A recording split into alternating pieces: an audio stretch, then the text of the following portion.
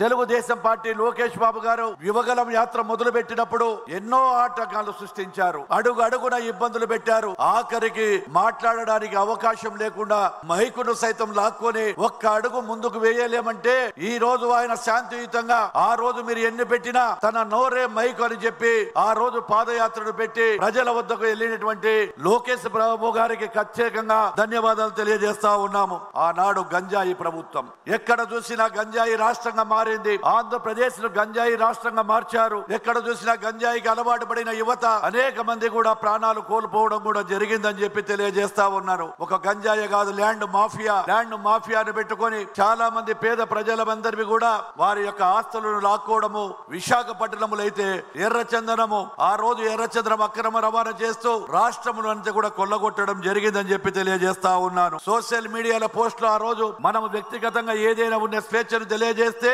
Social మీడియాను కూడా ఆ రోజు పెట్టిన వారి మీద అక్రమ కేసులు పెట్టి జైళ్లలో పెట్టి అందరినీ కూడా నిర్బంధించడం కూడా జరిగిందని చెప్పి తెలియజేస్తా ఉన్నాను. ఆఖరికి పారిశ్రామికవేత్తల మీద కాంట్రాక్టర్ల మీద ఎక్కడ పోయినా అరాచకాలు.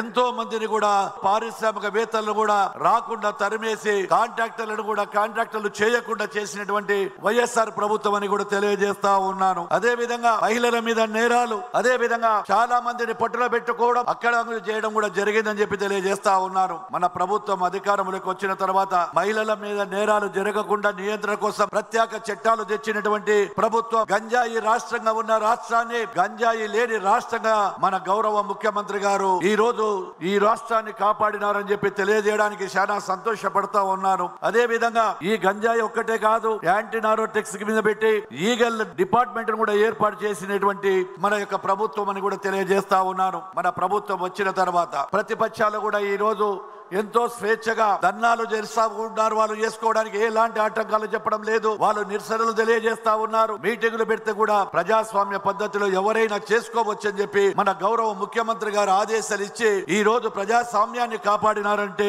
ఈ రోజు రాష్ట్ర ప్రజలందరూ కూడా ఈ రోజు మనల్ని అందరినీ కూడా అభినందిస్తున్నారని చెప్పి తెలియజేస్తా ఉన్నాను. నాడు శాంతి భద్రతలు అదుపులో లేకుంటే పరిశ్రమలన్నీ కూడా తరలి వెళ్లిపోయాయి. ఈ రోజు శాంతి భద్రతలు రాష్ట్రంలో ఉన్నాయి. శాంతి భద్రతలు బాగున్నాయని చెప్పి రాష్ట్రం పరిశ్రమల గండి కూడా పరిగెత్తుకుని వచ్చి పోటీగా పరిశ్రమలు కూడా మన దగ్గరికి వస్తున్నాయని చెప్పి తెలియజేస్తా ఉన్నాను.